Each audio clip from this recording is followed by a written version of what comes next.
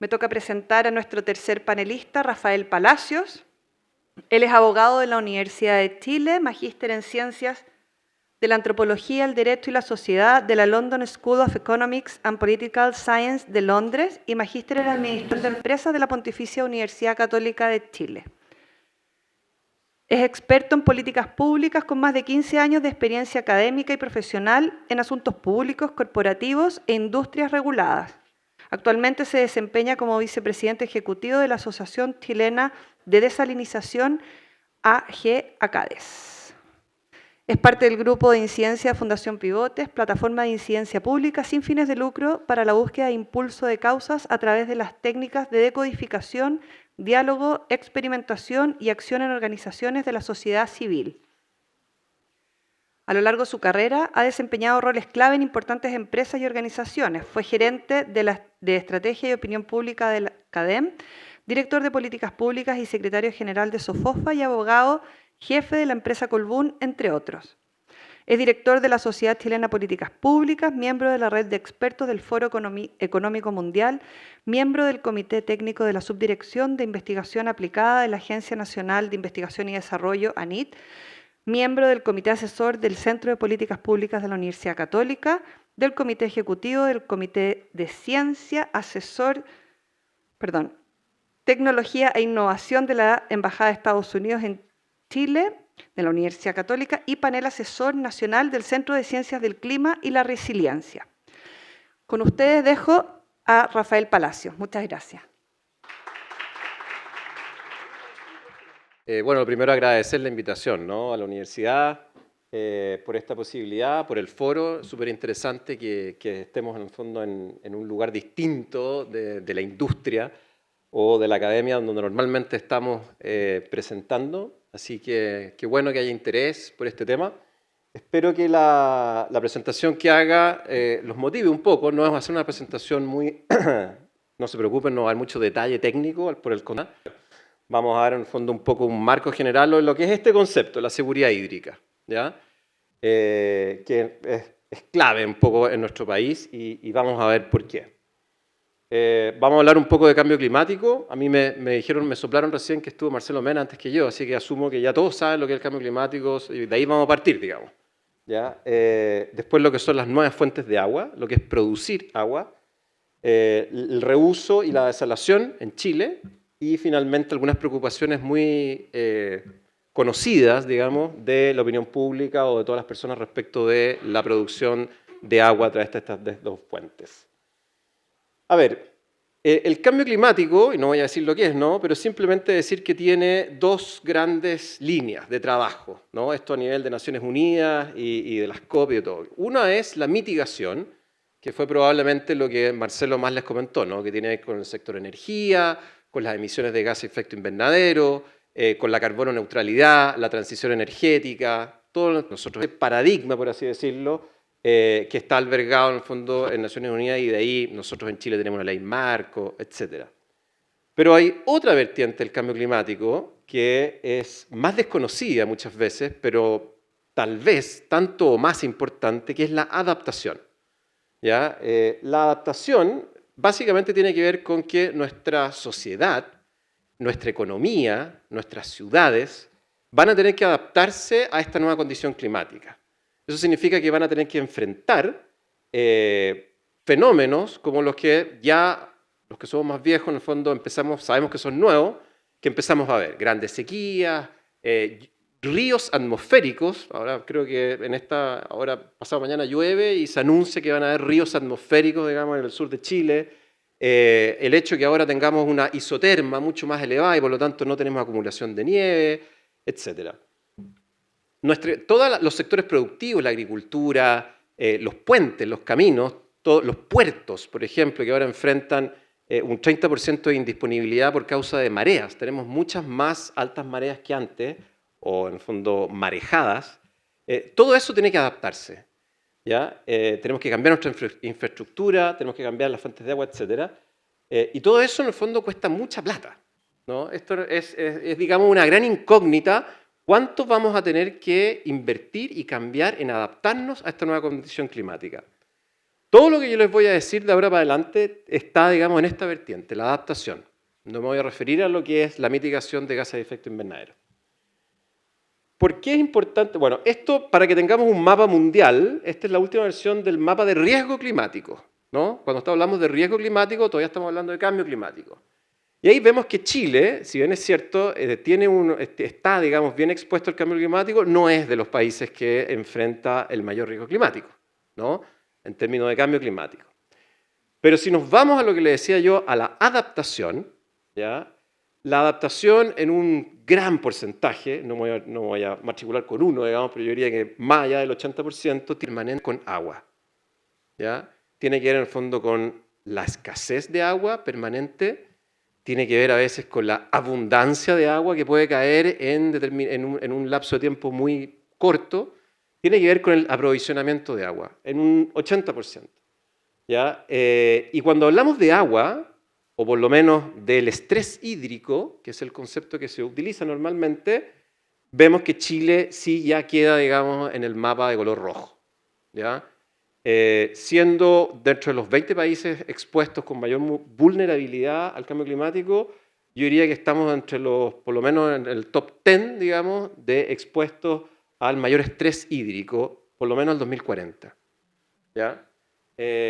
Al igual que Australia. Y guarden un poco este mapa, porque después les voy a mostrar otro mapa muy parecido, donde van a ver en el fondo cuáles son aquellos países que se han tenido que hacer cargo de esto y que tienen en el fondo capacidad para producir agua, ¿ya? Son más o menos los mismos. La vulnerabilidad al cambio climático, y estos son datos del Ministerio del Medio Ambiente, ¿no? Un poco lo que hablábamos, aumento de temperatura, ya este año en Europa cambiaron los colores de los mapas térmicos, apareció un nuevo color, el negro. Ustedes ven en el fondo que en España ya no era color rojo, ahora era color negro, ya que antes, eso salió este año. Precipitaciones, bueno, ¿para qué decir? En el fondo este año en Chile ha sido completamente normal, a propósito tanto de la sequía, que ya llevamos más de 14 años, como también, en el fondo, por el fenómeno del Niño, que nos dejó grandes cantidades de precipitaciones, pero en un espacio muy corto de tiempo, y de nuevo con una isoterma muy alta, y por lo tanto perdimos la acumulación de nieve. Para que ustedes sepan, Chile en general, salvo, digamos, de la zona sur, pero de la zona centro-sur también, y norte, su aprovisionamiento de agua es la cordillera de los Andes. Nosotros vivimos de los deshielos de las nieves, ¿ya? Además, digamos, del agua de lluvia, pero básicamente, en el fondo, nuestro suministro permanente de agua para todas las actividades económicas y digamos, de abastecimiento humano ha sido la nieve. Y hoy día tenemos, por ejemplo, la región más crítica, que es Coquimbo. La isoterma cambió, se elevó en términos definitivos y, por lo tanto, aunque llueva, que además no llueve, no se acumula nieve. Y, por lo tanto, las previsiones son, hoy día el embalse, no me acuerdo cuál es el nombre del embalse, pero está en un 17%, y lo más probable es que de mantenerse la condición actual, el 2027 va a tener racionamiento. No solamente la ciudad, bueno, la agricultura ya en esa región está completamente devastada. Olas de calor y erosión de costa. Son, en el fondo, 4 fenómenos que tienen que ver con la adaptación. Todo esto tiene que ver, en el fondo, tenemos que adaptarnos, ¿no?, a estos nuevos fenómenos climáticos como país. Estos son las distintas bajadas que tiene cada una de los riesgos que identificamos con la adaptación. Y lo peor de todo, ¿no?, es que no hay ningún dato científico, que yo conozca al menos, que diga que esta situación no va sino a empeorar. ¿Ya? O sea, la trayectoria que llevamos es una trayectoria que se extiende por más de 10 años y por lo tanto lo más probable es que esa trayectoria, por así decirlo, descendente de la oferta de agua, en términos de oferta y demanda, ¿no?, la oferta de agua que tiene nuestro país se va a seguir disminuyendo. ¿Ya? Cada vez vamos a tener menos agua. Esto lo dice la DGA, lo dice el Balance Hídrico Nacional, todas las estadísticas, bueno, y del IPCC para abajo, digamos. O sea, toda la ciencia que está estudiando el clima nos dice en el fondo que esta condición de crisis hídrica se va a continuar y se va a agravar. Y por lo tanto, la disponibilidad de agua en nuestro país va a ser cada vez menor, digamos, de aquí por lo menos hasta los próximos 15, 20 años.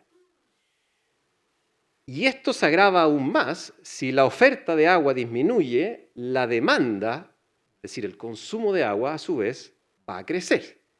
¿ya? El consumo de agua tiene dos drivers, digamos, principales. Uno, el aumento de la población.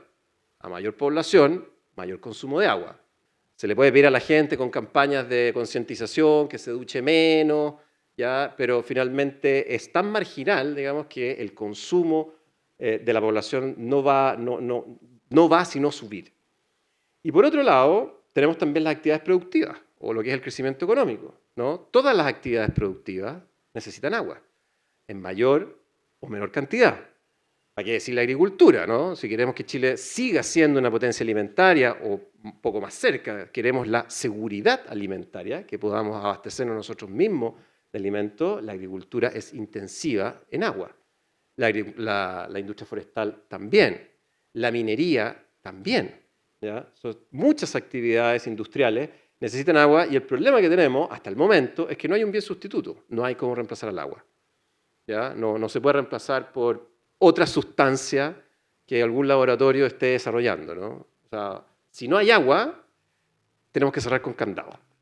Se cerró la fábrica, se cerró el colegio, se cerró en el fondo la industria, se cerró todo. Entonces, es un tema demasiado estratégico el abastecimiento de agua. Y ahí vamos a ver algunos casos internacionales, en el fondo, cómo esto lo han previsto y qué es lo que ha pasado. Entonces, solamente quiero que se den con el mensaje, la oferta de agua baja y la demanda de agua sube, ¿no? Y eso genera lo que se denomina la brecha hídrica, ¿no? Hay una brecha entre la oferta y la demanda. ¿Qué pasa en las ciudades? Hay un concepto que se hizo famoso a propósito de la crisis que vivió la ciudad del Cabo, en Sudáfrica, ¿ya? Que fue el día cero. Las ciudades, en el fondo, tienen un reservorio, un abastecimiento de agua, ¿no? Que normalmente se vuelve, digamos, se recompone, se recupera todos los años, en la temporada estival con las lluvias, y tienen más o menos calculado, en el fondo, que ese abastecimiento alcanza para el consumo de la población. Pero en Ciudad del Cabo se acabó, ¿no? Estaban un poquito en la misma situación que Uruguay, y empezaron, la única forma, no alcanzaban a hacer las obras o la infraestructura que se necesitaba, la que sea, pozo, carretera hídrica, trasvasije de cuenca, desalinización, la que sea, no alcanzaban, ¿ya? Y por lo tanto, lo que tuvieron que hacer fue básicamente la autoridad decretó que el 22 de abril del 2018 se acababa el agua. Y pusieron un reloj y dijeron, en función del consumo de la ciudad, este reloj o va a ir más rápido o va a ir más lento. Y buscando muchas campañas, concientizando en el fondo a la población, lograron estirar, digamos, la fecha, ¿no? Reduciendo el consumo, hasta que finalmente aquellas obras y también el alivio de algunas lluvias lograron en el fondo que la ciudad pudiera continuar su abastecimiento de agua. Esto mismo está pasando en Uruguay, ¿no? En Montevideo. Esto ya lo vieron. En Montevideo, de hecho, el agua, tuvieron que empezar a succionar agua al sistema de agua potable salada, digamos, semisalobre, del Río de la Plata, ¿no? Les pasó lo mismo. Y ya se está hablando de qué va a pasar en Ciudad de México, ¿ya? Esto es ayer, digamos, no estoy hablando, digamos, ni de futuro, ni ¿cómo se llama esto? Ni de tiempo pasado. Entonces, varias ciudades importantes, probablemente las de mayor población, están teniendo que enfrentar este problema y Santiago no es la excepción, ¿ya? Santiago efectivamente ha sido capaz de mantener sus reservas de agua. Hemos tenido episodios que hemos estado a punto. Han habido planes de racionamiento de parte de la autoridad como listos para implementarse y hemos salvado, digamos, en el último minuto. Pero la proyección es, y esto es de la empresa sanitaria, ¿no? De Aguas Andinas, que en 10 años más de mantenerse la situación actual, nos vamos a quedar sin agua, ¿ya? Y por lo tanto, en 10 años más, vamos a necesitar la ciudad de Santiago una nueva fuente de agua, ¿no? Una que venga distinta a las aguas continentales, ¿ya? Esto para que entiendan un poco la jerga del agua, ¿no? Se dice que bueno, el planeta Tierra es efectivamente mucha agua salada, pero del 100% del agua disponible en el planeta, el 97% es agua salada y por lo tanto no apta para el consumo humano, ¿ya? Del 3% del agua restante que hay en el planeta, el 69% está congelada, se está descongelando, lo sabemos, pero en el fondo son los glaciares y el permafrost. La Antártica, digamos, está congelada. El 30% de ese 3% es agua, está en los acuíferos. Agua que está en el fondo, hay que sacarla de un pozo. Y el 1%, menos del 1% es en el fondo el agua que escurre en lagos y ríos. ¿Ya? Y ese menos del 1% es lo que soporta toda la vida en el planeta Tierra, hoy día. ¿Ya? Salvo en el fondo cuando le echamos mano a los acuíferos, que muchas ciudades efectivamente y muchas industrias hoy día viven de los acuíferos, ¿no? Toda la agricultura, todos tienen un pozo. El problema está en que los acuíferos, como es obvio, se recomponen con lluvia, ¿no? ¿Ya? Los acuíferos también se empiezan a secar. De hecho, lo que pasa, por ejemplo, en zonas costeras, porque esto es un volumen de masa, está el acuífero de agua dulce y además el agua salada también permea en el suelo marino. Entonces, se está empezando, el agua salada, digamos, el acuífero del mar, se está empezando a meter en el continente. Y hoy día tú haces un pozo a 1 kilómetro, 1,5 kilómetros de la costa y vas a sacar agua salobre, agua semisalada. ¿Ya?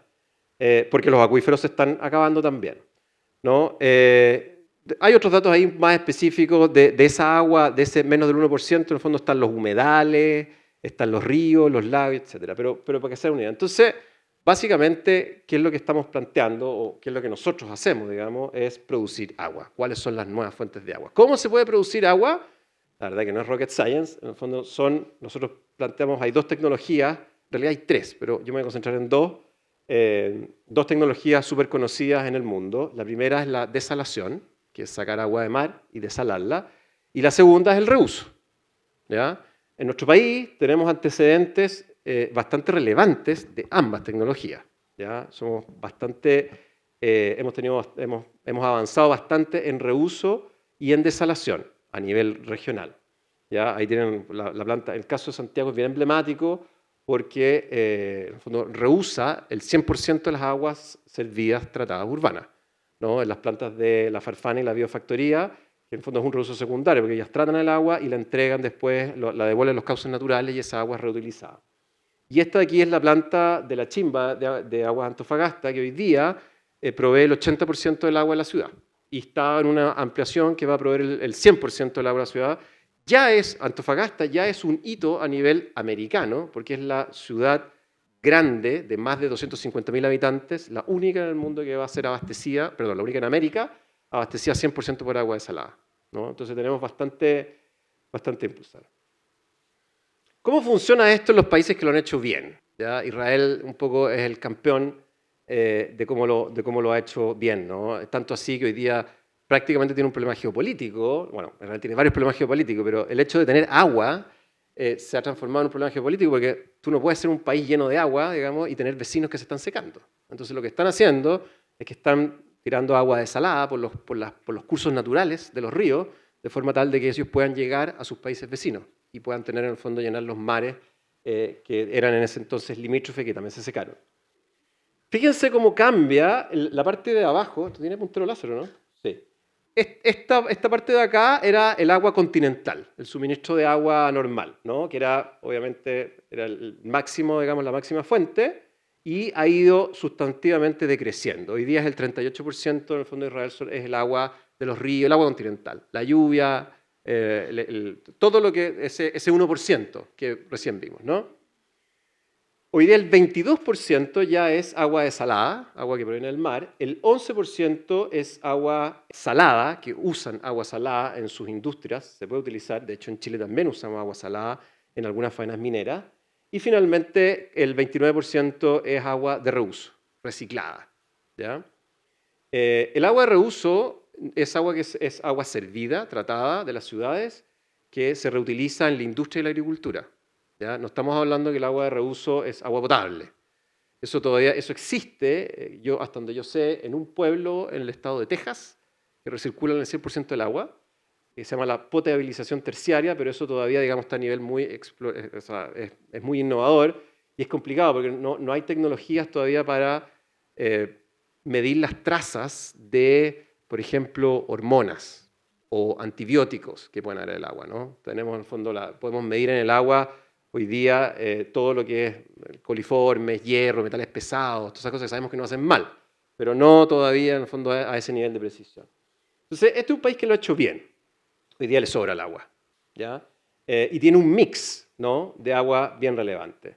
Ahora, aquí básicamente esto alimenta a las ciudades, y las ciudades, casi la misma proporción, las ciudades alimentan a la agricultura, ¿no? Esa es un poco la vuelta que hay que dar. Entonces, hablemos un poquito de reuso, ¿ya? Yo mencionaba al fondo cómo se puede reutilizar el agua. En el mundo se reusa bastante, hay mucho tratamiento de agua y como ven ustedes, Chile es bien campeón, ¿ya? Nosotros tratamos el 100% de las aguas servidas urbanas, ¿ya? Y esto es un logro tremendo de la sanitaria.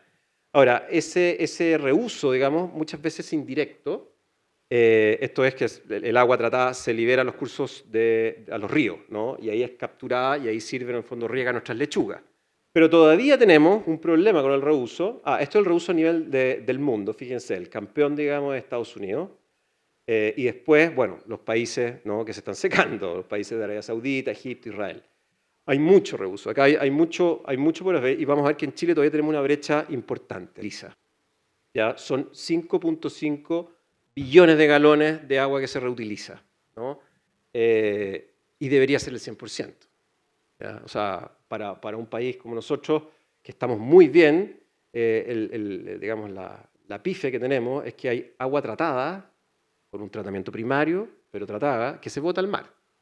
Va por emisario submarino. La gran mayoría de nuestras ciudades costeras, Antofagasta, Arica, Valparaíso, Copiapó, La Serena, Coquimbo, Puerto Montt, Concepción, tratan las aguas, un tratamiento muy primario, es decir, le sacan básicamente los coliformes fecales y la devuelven al mar, ¿no? Esa agua, con una planta de tratamiento un poco más sofisticada, podría reutilizarse en industrias y en agricultura. Y esa es agua que estamos botando más o menos al orden de 20.000 litros por segundo. Estos son algunos de los usos del agua residual que yo les decía, ¿ya? Está, digamos, la restauración ambiental, también se puede, en el fondo, los acuíferos, la restauración de acuíferos o de humedales, todo eso que está secando. En Chile tenemos un montón, nos encanta, en el fondo, ¿no?, áreas protegidas, tenemos un montón de áreas protegidas, están hechas bolsas, muchas de ellas, digamos, que hay que hacerse cargo. Y en el fondo, si no hay agua, aunque tú protejas un humedal, se va a secar igual, ¿ya? Entonces, ahí tenemos una principal función del reuso, que es la restauración ambiental. La recarga de acuíferos, ¿no?, riego para la agricultura, riego para áreas verdes urbanas, los parques, ¿ya? Hay mucho parque que se puede utilizar. De hecho, hay una ley que en Chile existe, pero como todo en Chile, digamos, no existe el reglamento, y por lo tanto, como no existe el reglamento, no se ha puesto en práctica, que obliga a que el Estado, las próximas viviendas sociales que construya, separe las aguas grises de las aguas negras, ¿no? Que son cañerías, básicamente separar la cañería del WC, ¿no?, de la descarga, por un circuito cerrado, y la lavadora, el lavaplato y el lavamano y la ducha se van por otro circuito. Y esa agua gris, evidentemente, tú la puedes usar, por ejemplo, para regar tu propio jardín. Y esto pueden escalarlo, digamos, a hoteles o complejos, en el fondo, turísticos, ¿no? Eso se hace mucho. Pero en Chile todavía nos falta mucho. Nosotros podríamos estar regando gran parte de nuestros parques. El único que conozco que lo hace es Marbella, si no me equivoco. Marbella tiene una planta de reutilización y riega la cancha de golf. Eso les ha resultado. No ocupan agua nueva, digamos. Pero en fin, hay está también el reuso para la minería. La minería, queremos ahora hacer una potencia de litio, ¿no? Toda la explotación que se haga del litio para adelante, si no hay agua, no hay litio. El litio básicamente se extrae con salmuera, con agua. Entonces, en el fondo, no hay, básicamente, bueno, otras industrias. Y la minería es intensiva en agua, muy intensiva en agua, y son hoy día los campeones del reuso. La minería reutiliza el 70% del agua que utiliza, digamos. O sea, solamente le tiene que meter a su ciclo productivo un 30% de agua adicional, ¿ya?, que sigue siendo harto. Y de ese 30%, hoy día en Chile, un tercio ya es agua desalada. Digamos, la expectativa es que al 2030 el 100% de ese 2/3 que falta sea pura agua desalada y básicamente la minería entregue o restituya los derechos que tienen de agua hoy día. La desalación está ahí, digamos. Chile es un país en ese sentido privilegiado, tenemos una costa, podríamos llegar en el fondo a cualquier... No hay ninguna localidad en Chile que esté a más de 200 kilómetros de la costa. ¿ya? Lo cual en el fondo en esta tecnología es lo máximo, sin perjuicio de que somos un despeñadero, entonces hay que bombearla y eso es un poquito más caro. ¿Qué es lo que es desalar el agua de mar? Desalar el agua de mar no es más que tomar el ciclo del agua, ¿ya? Que es un proceso natural. Básicamente el agua de lluvia es agua desalada, ¿ya? Es agua que el sol, agua del mar, que el sol calienta, ¿no? Se evapora, llega a la atmósfera, se condensa, después llega, ¿cómo se llama esto?, al continente, precipita en forma de agua. Es el ciclo del agua, ¿ya? Es agua desalada. La única diferencia está, ¿no?, en que naturalmente cuando se extrae esta agua, la sal queda donde mismo, básicamente, ¿no? Después van a ver por qué y me voy a meter más en la disposición de salmuera. Pero lo que hace la desalación es esto. De hecho, las primeras técnicas de desalación era hervir una tetera. Desalación térmica, que era calentar agua de mar, se evapora, se queda la sal abajo y se entrega el agua. Y la osmosis también es un proceso natural que hacen todos los días nuestros riñones, que es en el fondo tener una membrana semipermeable, ¿no?, y aplicar una presión en un sector de un flujo que deja en una parte, digamos, lo que quiere es que no se filtre y en otra parte queda lo que pasa, ¿no? O sea, ambos son procesos bastante naturales. Este es el mapa que yo les decía que lo recordaran, ¿no? Fíjense aquí, esta es la capacidad de desalación instalada que hay hoy día en el mundo. Hay más de 20.000 plantas con capacidad para producir 100 millones de metros cúbicos al día.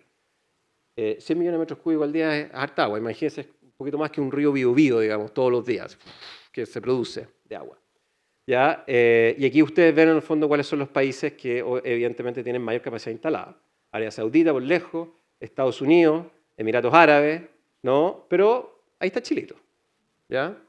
Venimos, digamos, figuramos. Un poco en la misma línea que Australia y Sudáfrica, ¿ya? Esta tecnología está presente en todo el mundo. Japón ya tiene bastante también, Singapur y otros países, México algo, ¿no? Pero básicamente en esta zona, ¿no?, es donde se concentra la mayor parte de estas plantas. De las 20.000 plantas que hay hoy día, 9.000 son plantas de agua de mar, es decir, toman el agua directamente del mar, las otras 11.000 son de pozo. Piensen ustedes que el Caribe, ¿no?, vive de agua desalada desde hace 50 años. Y en las islas del Caribe no hay, o sea, ese paraíso turístico donde todos los días, digamos, miles de turistas van y lo encuentran prístino, eso vive hace 50 años de agua desalada. Digamos, no tiene otra fuente de agua que no sea esa. Las islas Galápagos tienen plantas desaladoras, ¿ya?, que son en el fondo patrimonio de la humanidad. En fin. Bueno, lo que decía, está concentrado principalmente esta industria en países del Medio Oriente, Arabia Saudita, Emiratos Árabes, Kuwait. Una de las cosas buenas que tiene esta tecnología es su escalabilidad. ¿Qué significa eso?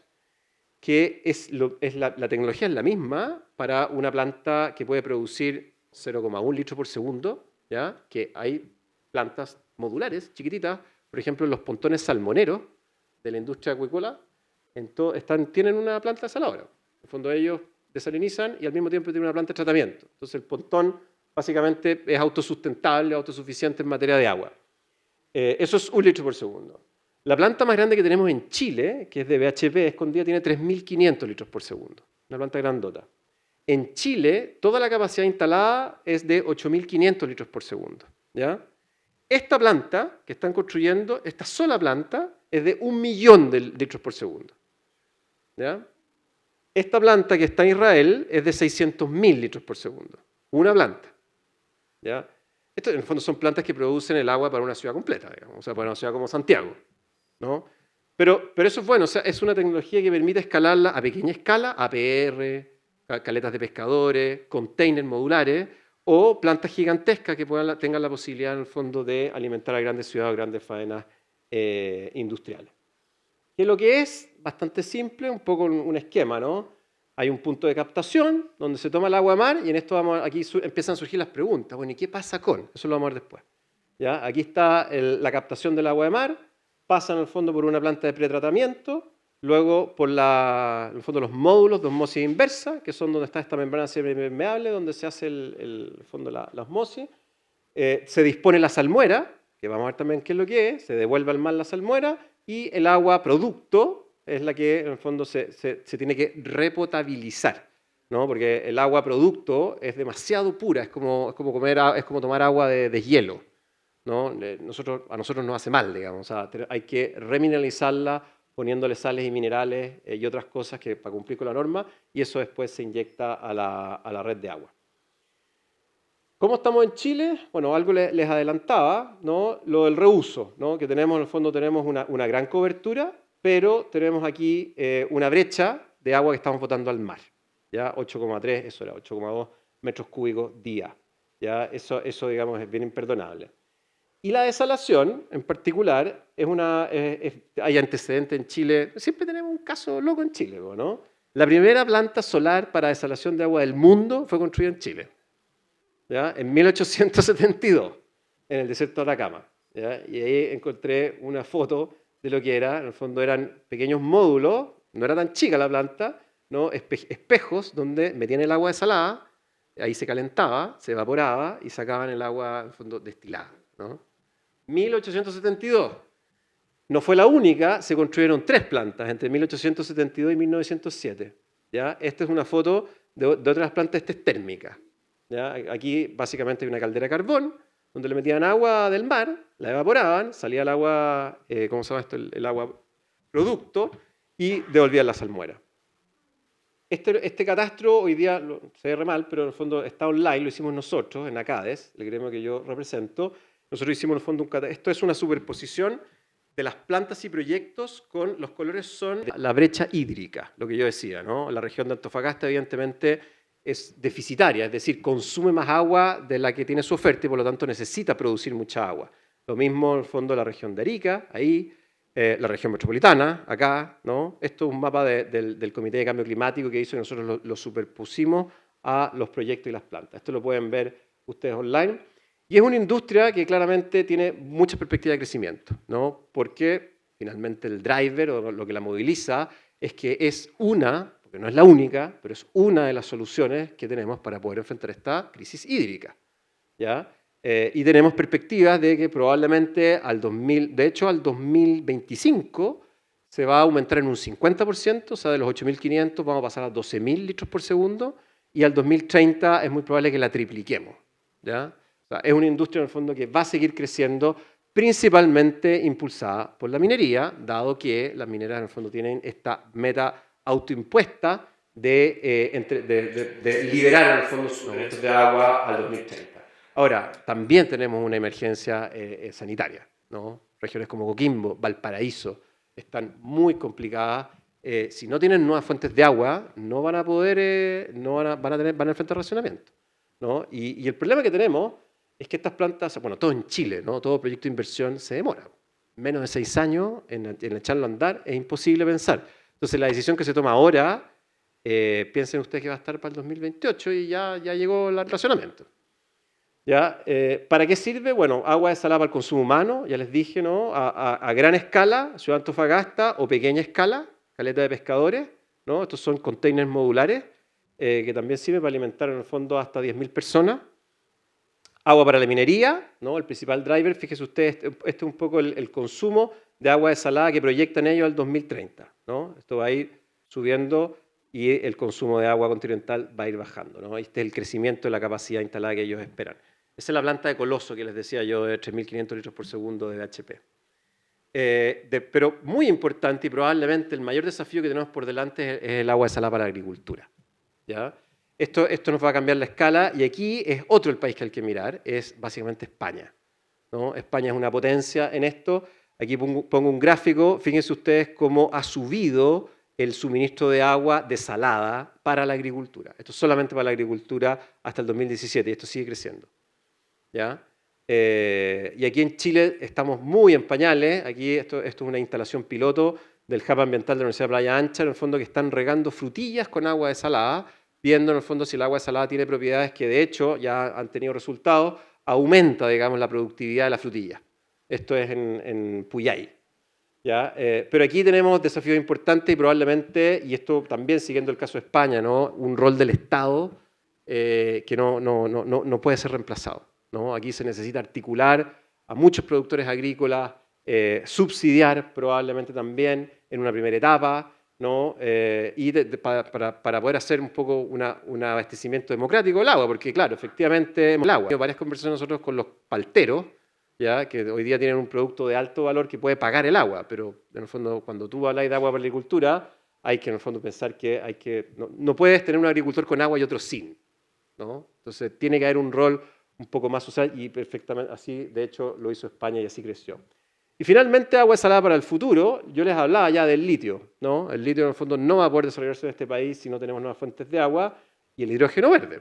El hidrógeno verde, ustedes saben que el principal insumo que tiene es agua, ¿ya?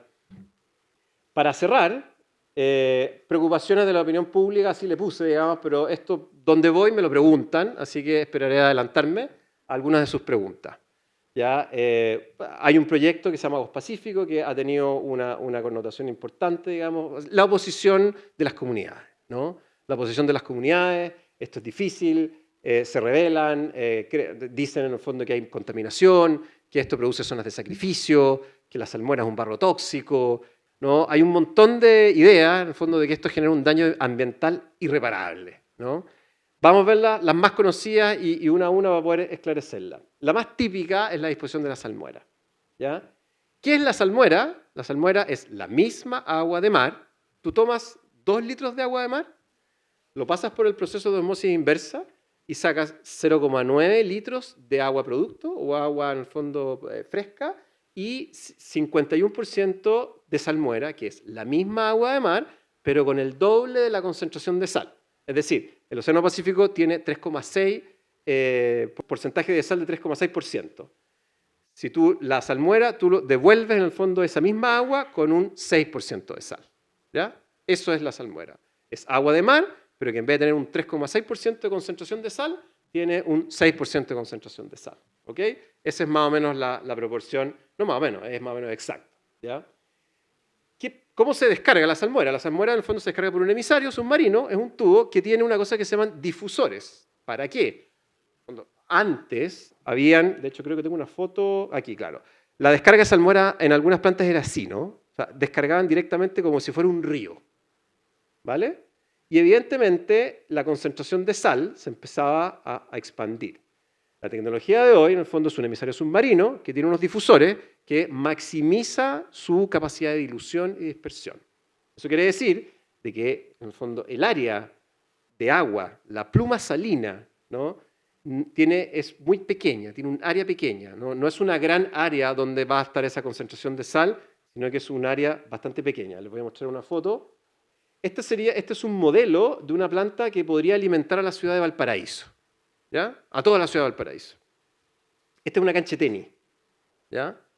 Esa sería la pluma salina. O sea, el área donde tiene una concentración de sal de 6% sería equivalente a un cuarto de una cancha de tenis, ¿ya? Ese es el área de impacto, por así decirlo. ¿Qué pasa en ese cuarto de cancha de tenis, digamos, con la biota marina y con los peces? Pasa lo siguiente. Algunos peces, efectivamente, no se sienten cómodos con una concentración de sal del 6%. Y por lo tanto, de aquí, se van a ir aquí, ¿ya? Y otros peces les encanta la concentración de sal del 6%, y por lo tanto van a llegar. Y o sea, el ecosistema en esta parte, ¿no? va a cambiar un poco. Hay unas especies que se van a ir y otras que van a llegar, ¿ya?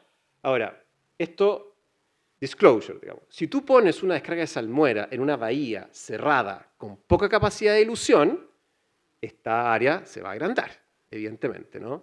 Y por eso Chile es un país privilegiado en esto, porque la corriente de Humboldt es un cañón que viene de la Antártica y te genera en el fondo mucho movimiento de las corrientes del mar. Y por lo tanto, como nuestra costa también es bastante abrupta o bastante recta, tenemos unas condiciones extremadamente favorables para poder, en el fondo, que el área de dilución, la pluma salina, se disuelva lo más rápidamente posible, ¿ya? Por lo tanto, los impactos son muy menores. Eso es lo que decía yo, las costas chilenas, en el fondo, brindan un escenario muy propicio. Bueno, y todo esto, además, se monitorea permanentemente. No hay ninguna planta en Chile desaladora que no haya pasado por el sistema de impacto ambiental y ninguna planta que no tenga un plan de monitoreo, y por lo tanto, todos los años, en el fondo, hay que ir al suelo marino. Y estas son las fotos que se ven ahí, digamos. De hecho, ahí yo pongo un video, ¿no? Que se ve, digamos, esto es una descarga y ahí se ve en el fondo cómo la vida marina está presente y no tiene que ver en el fondo con una zona de sacrificio ni nada por el estilo. Y además, usted dice una pregunta que normalmente se hace, bueno, pero estamos salando el mar, ¿no? Le estamos echando más sal al mar y esto a la escala de 1000 por 100 años vamos a tener un mar más salado. No, al revés. El mar tiene cada vez menos concentración de sal. De hecho, Humboldt, nuestra corriente, tiene cada vez menos sal. ¿Por qué? Porque con el cambio climático, en la Antártica se derriten cientos de miles de metros cúbicos de agua dulce que no tenían sal. Y por lo tanto eso se derrite y la corriente de Humboldt lo lleva para arriba. Por lo tanto, la corriente de Humboldt es cada vez menos salada. ¿Ya? Por lo tanto, los ecosistemas van a tener que adaptarse nuevamente a esa condición de menor salinidad. ¿Ya? Por lo tanto, no tiene mucho sentido hablar de este tema de la salmuera, que es el principal. Ya, y lo otro que no puedo no decirlo, ¿no? Efectivamente, hay otras formas de disponer la salmuera. Siempre me pregunto, pero ¿y por qué no agarran la salmuera y hacen sal? La ponen en el fondo en la tierra, así como estas piscinas, ¿no? Piscinas decantadoras, ¿no? Se seca y venden la sal. Sí, efectivamente eso se puede hacer, no hay ningún problema. De hecho, hay otra tecnología que se llama Zero Liquid Discharge, que básicamente evapora la sal. O sea, no hay disposición de salmuera ninguna, sino que simplemente la cristaliza. Pero finalmente, ¿cuál es el problema? Costo. La verdad que si quisiéramos, podríamos agarrar la salmuera y tirarle un cohete a la luna. Pero es re caro, ¿ya? Y finalmente nadie quiere pagar por el agua. Ese es otro tema, ¿no? El costo del agua. Entonces, la solución hoy día más eficiente sigue siendo la disposición al mar. ¿Ya? Esto tiene el problema que en las costas de Chile no tenemos espacio. ¿Ya? Y por lo tanto, ¿dónde está el espacio? Arriba. Está en Estado del Norte, en Antofagasta, en Copiapó, a la playa, ¿no? Y uno tiene que subir. Y ahí hay espacio. Bueno, esa subida hay que bombear el agua. Y para bombear el agua hay que consumir energía eléctrica. Y ese consumo de energía eléctrica va a hacer de que el agua, que así podría costar $1 el metro cúbico, se va a ir a $3 el metro cúbico. ¿Ya? Lo mismo con esta tecnología, que es fantástica, pero que hoy día te deja en el fondo el precio del agua en 7 veces por. ¿No? Esta es simplemente una imagen, vean ustedes, esta es la agua desalinizada, este es el agua de mar y esta es la salmuera. ¿Ya? No hay absolutamente ninguna diferencia. Yo podría haber traído los tarritos, pero no los traje, así que les saqué una foto. ¿Ya? Pero están ahí los tarritos. El otro tema que también preocupa es el consumo energético y que básicamente vamos a empeorar el cambio climático, ¿no? Si esa energía eléctrica no es al mismo tiempo RNC o renovable, ¿no? Entonces la vamos a generar. Efectivamente, esto era así con la tecnología térmica, ¿ya? Que gastaba más o menos del orden de los 30 kilovatios por metro cúbico, pero esos 30, hoy día la tecnología ha sido muy eficiente y va a seguir siendo, se rebajó a 3. O sea, se ha rebajado prácticamente 30 veces, digamos, lo que era el consumo energético. Y hoy día la energía requerida para desalinizar mar es más o menos el equivalente a tener, o sea, el agua que necesita una familia de 4 personas, ¿ya? Desalar el agua que necesita una familia de 4 personas en un día es el equivalente a tener ¿cómo se llama la secadora? 40 minutos prendida. El consumo energético, la equivalencia. Entonces, si yo quiero abastecer de agua desalada a una familia de 4 personas, el consumo total es lo mismo que mantener en el fondo la secadora 38 minutos, el microondas 72, la plancha 1 hora, el hervidor 40 minutos o la estufa eléctrica 60. ¿Ya? O sea, no es un consumo que uno diga, oye, se volvió loco, nos vamos No, es un consumo bastante bajo. Y finalmente, lo que yo les planteaba, y con esto termino, la adducción de biota marina, ¿no? Que, como yo les dije, tiene un inmisario. Y esto finalmente va a succionar delfines, ballenas, pelícanos, nutrias, digamos, todo lo que esté en el mar. Y evidentemente no es así, ¿no? Yo lo he visto, de hecho, bajo el agua, la velocidad de la succión es muy, muy baja. O sea, un pez puede nadar, digamos, en contra de la succión sin ningún problema. ¿Ya? Es muy lenta, es un gran flujo, pero a muy baja velocidad, ¿no? Ahora, sí es cierto que el microplancton y el zooplancton, como no puede nadar, ¿no? Y es arrastrado por las corrientes, va a ser abducido, ¿no? Por la planta y va a morir, porque adentro, en el fondo, se ocupan antiincrustantes y cloro y otras cosas, como se llama esto, porque no pueden ser parte del proceso de osmosis inversa. Ese microplancton y ese zooplancton que va a morir, las modelaciones muestran que para una planta equivalente para alimentar a la ciudad de Arica, es más o menos lo que consumen 3 pelícanos en el año.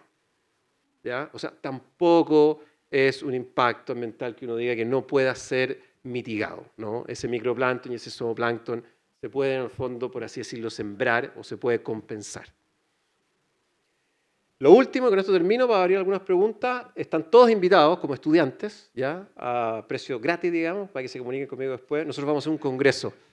Ya vamos a hacer un congreso, el primer congreso del agua, por así decirlo, Nuevas Fuentes de Agua para Chile le pusimos, el 20-21 de marzo del 2024. Ahí van a estar, en el fondo vamos a unir a toda la academia, la industria, las universidades, tal vez vamos a traer algunos profesores del extranjero, felices de que de repente podamos seguir trabajando aquí y podamos hacer algunas charlas o visitarlos, etc. ¿No? Acá están todos invitados a participar. En un día que queremos, bueno, esto es el Día del Agua, decretado por Naciones Unidas, es el 22 de marzo. Esto es la Semana del Agua, en el Mes del Agua, el Mes Internacional del Agua, ¿no? Porque es bien impresionante, nuestra cultura es como resiliente, ¿no? Mientras sale agua por la ducha, como que no nos cae la teja de que estamos enfrentando una crisis bien grave, ¿no? Entonces tenemos que salir, tenemos que un poco dar cuenta, si ustedes hablan con cualquier persona en la región de Coquimbo, esto los vuelve locos. Si ustedes hablan con cualquier político de la región de Coquimbo, la primera prioridad es el agua, con la agricultura, con todo. Pero nadie habla de esto todavía, ¿no? Es un tema en el fondo como de nicho, medio extraño, y lo que queremos con este congreso es básicamente poder llevar o sea, que están todos invitados a poder conocer más y discutir de esto de cómo producir agua para Chile. Gracias. Y quería preguntar algo un poco bien puntual, que era que cómo todos estos centros de agua toman en cuenta el cambio a nivel del mar. Esa era como mi pregunta. ¿Qué cambio a nivel del mar? O sea, al estar instalada en la costa, si tienen en cuenta si sube, si baja, si eso está también tomado en cuenta. El intercambio de agua entre el continente y el mar, digamos, es suma cero. Pero si tú sacas agua de mar, la bombeas para arriba, ¿no? La usas, la consumes, pasa por la ducha, pasa por el fondo, por todo lo que tiene que pasar, eso va a volver a la farfana o a la biofactoría, se va a tratar y esa agua se va a volver al río y va a volver al mar, ¿no? Entonces, en el fondo, este ciclo es suma cero. No hay agregación de agua ni para adelante ni para atrás. Ello sin perjuicio de que el mar está subiendo producto del derretimiento de los hielos, ¿no? Pero en el fondo la aducción de mar, el balance te lleva a cero. Investigando un poco en internet, viendo tu presentación, se pinta como una solución muy buena, muy factible y a muy bajo costo. O sea, si tú te pones a investigar un poco esos gráficos que mostraba, el consumo es muy, no sé, 1 hora de una estufa eléctrica, una cosa que aquí en Santiago se ocupa todo el invierno. Podemos poner una planta desaladora para Santiago. Nunca para alimentar el 100% de la ciudad, podría, digamos, pero supongamos una planta de 10.000 litros por segundo que podría abastecer el 20% de la ciudad de Santiago. Eso tendría más o menos, el costo sería como $1 el litro. Es más o menos lo que se paga acá. Es barato, pero producida allá. Traerla para acá te lleva 5 veces, 3 veces más o menos. O sea, ya no es 1, sino que serían 3. Perdón, no $1, $1. ¿Ya? Entonces, ahí tenemos un problema, pero es un problema solucionable a nivel, digamos, bueno, a nivel científico, ¿no? De hecho, hace poquito estuvimos en una presentación de la Universidad de Queensland y ellos hicieron un modelo, el T, para una red de transporte de agua para la región de Atacama. Porque la idea, digamos, el futuro de esto sería que, como Chile también es un país difícil, ¿no? Largo, digamos, con muchas extensiones, que esto sea una cosa como pack and play, es decir, tú le enchufas una desaladora y el APR de la comunidad X, ¿no? Le da lo mismo de dónde viene el agua. Pueden ir de la cordillera, de la nieve, del pozo de salada, ¿no? Y que todos podamos, lo más eficiente es que todos podamos aprovecharnos de esa misma agua, ¿ya? No como pasa hoy día, que hoy día las plantas desaladoras que tenemos es como cada uno tiene su pozo, ¿no? Es como el agricultor que tiene su pozo, digamos. Es mi pozo. O sea, la minera tiene su desaladora y lo alimenta a ella, ¿ya? Entonces, aquí tenemos que... ¿Y por qué no se ha hecho? Se ha hecho, pero cada uno, digamos, o sea, no se ha hecho a nivel público. No se ha hecho a nivel... Recién ahora el MOP tiene en el sistema de concesiones 2 proyectos que se han demorado una eternidad, ¿no? Y que lo están apurando, porque esto requiere un rol del Estado. Requiere, en el fondo, que los alcaldes lo vayan a pedir, requiere que los gobernadores regionales se metan, de hecho, lo requiere que las personas digamos, ah, ok, vale, vamos por acá, po, ¿ya? Esa parte no se ha hecho. Lo que se ha avanzado en Chile, que no es poco, se ha hecho en el fondo las empresas que han sido capaces de tomar su propio riesgo. Dicen, ¿saben qué? ¿Ustedes sabían que habían 8.500 litros por segundo de capacidad instalada en Chile? Nadie sabe. ¿Ya? Tenemos 2 desaladoras sanitarias. La de Aguas Nuevas, en Copiapó, y la de Antofagasta. ¿Ustedes sabían que Antofagasta se alimenta en un 80% de agua desalada? Nadie sabe. ¿No? Entonces, eso, en Israel, el tema del agua, como que así, Israel tiene, la persona que nace allá tiene 2 temas, militar y agua. ¿Ya? Y aquí no tenemos el tema del agua incorporado, ¿no? Entonces, falta un poco, oye, no es una crítica política, ¿no? Pero sorprende que en 3 horas y media de discurso del presidente no haya habido una sola palabra del agua. Una. ¿Ya? A lo mejor no es la prioridad país número 1. Chuta, pero de algunas regiones, de varias, él lo es. Entonces yo creo que falta eso. Eso es lo que no, por eso no... Ahora, cuando esto en el fondo ya tengamos esa conciencia, esto no tengo ninguna duda que se va, digamos, a expandir con mucha más velocidad. Hay una última cosa. Hay una idea, y relativamente razonable, que asocia gran minería, desalación, extractivismo, daño ambiental, ¿no? Hay un poco esa ecuación. Y lo que yo he tratado de mostrarles ahora, si lo entendieron bien, digamos es que esa ecuación puede darse, efectivamente, pero no es necesariamente así. La tecnología es escalable, puede ser APR, puede ser... O sea, hay muchas combinaciones y tampoco estamos diciendo que esta es la gran panacea. Efectivamente, la ciudad de, no sé, Concepción o sea, hay un tema de derechos de agua, hay un tema de derechos de agua. Hay un tema de gobernanza del agua, lo hay. ¿Ya? Pero finalmente cualquier gobernanza, cualquier de esas cosas, estamos administrando la misma escasez. Si no le inyectamos agua al sistema, quedamos donde mismo.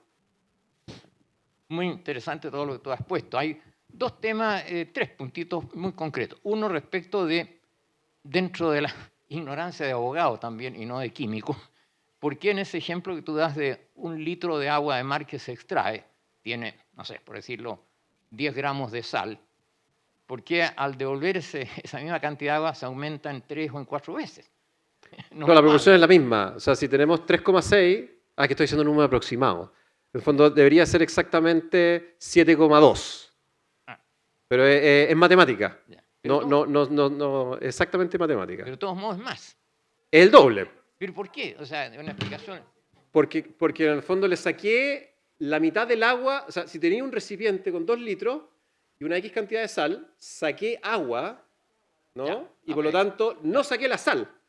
Entonces fue la misma sal la que quedó en un menor espacio y Ya. por lo tanto más concentrada. Ok, ya. Otro tema jurídico que se debatió en una época de quién era la propiedad del agua desalada. Y ahí se aplica una serie de normas antiguas de derecho civil que se hace dueño el que innova, el que la hace suya. No sé si todavía ese tema se ha discutido o en los proyectos que se presentan, ¿ya? Y lo último, un detalle muy pequeño y termino. Cuando tú mencionabas que también hay que desalar el agua subterránea. Bueno, y uno se pregunta también, de muy antiguo, por muchos años han existido en el campo, en la costa, los pozos, las norias. Y de ahí se traía el agua y se consumía y se bebía directamente. Y nadie se cuestionaba envenenar o hacer mal. Y de 40 a 50 metros de profundidad. 3 cosas, perdón. Y La muchas tercera gracias. pregunta no la entendí. ¿Cuáles son los pozos de agua de mar? No, ¿Cómo? ¿qué pasa? Porque tú decías como fuente posible. Sí. No solo se desala agua del mar, Sí. sino que hay que desalar también los pozos Pozos, ya, en ok. tierra firme. Sí. Ya, y de ahí también me surge la duda, ¿y antes cómo se consumía en la antigua noria esa con una manillita que se sacaban los baldes de agua? De acuerdo. ¿Sí? Gracias. Oye, muy buena la presentación. Respecto de lo primero, voy a ser lo menos jurídico posible. Hace 2 semanas, el senador Francisco Guanchumilla ingresó un proyecto de ley que busca precisamente decretar el agua desalada como un bien nacional de uso público. Es decir, el bien nacional de uso público es de todos o de nadie, no es apropiable, no puede ser propiedad de nadie. Esta industria, yo no lo dije porque no era el foro, pero en el fondo no tiene regulación hoy día. ¿Ya? No es como la industria eléctrica o la sanitaria, no tiene regulación. Ingresa el sistema de impacto ambiental por considerar regularla, distinta, en fin. Estamos un poco en el escampado jurídico. Entonces hay varias iniciativas que quieren regularla, lo cual es bueno, ¿no? De hecho, nuestra pega como gremio es precisamente que haya una regulación. Pero ese proyecto de ley lo que busca es darle la connotación de bien nacional de uso público al agua desalada, de forma tal de que el dueño de la planta, por así decirlo, tenga que pedirle al Estado un derecho de agua. Con ese derecho de agua él podría comercializar esa agua, se lo apropia. Es raro, el agua de mar es un bien nacional de uso público, que duda cabe, digamos, es un bien disponible y todo. Las aguas continentales, no. Pero eso tiene sentido, porque las aguas continentales son escasas. El agua de mar no es escasa. Entonces es razonable que tenga un régimen jurídico distinto. No está resuelto. Hay otro proyecto de ley que no lo aborda, da la vuelta, digamos. Da a entender que el agua desalada es propiedad del que tiene la concesión de desalación. Es decir, si el Estado me otorgó a mí un permiso para desalar, entonces se entiende que yo me hago dueño de esa agua desalada y por lo tanto puedo venderla. Pero todavía se está discutiendo. Y respecto de los pozos, lo que dije yo es que, claro, los pozos en tierra, ¿no? El pozo antiguo con la noria, ese sigue en un lugar lejano al mar, sigue siendo agua dulce porque usted está sacando agua del acuífero, ¿no? Lo que yo decía es que es el acuífero del mar, porque es un balance de presiones, ¿no? El agua hace presión en la tierra y se infiltra. El agua que tenemos en la tierra hace presión y genera estos acuíferos.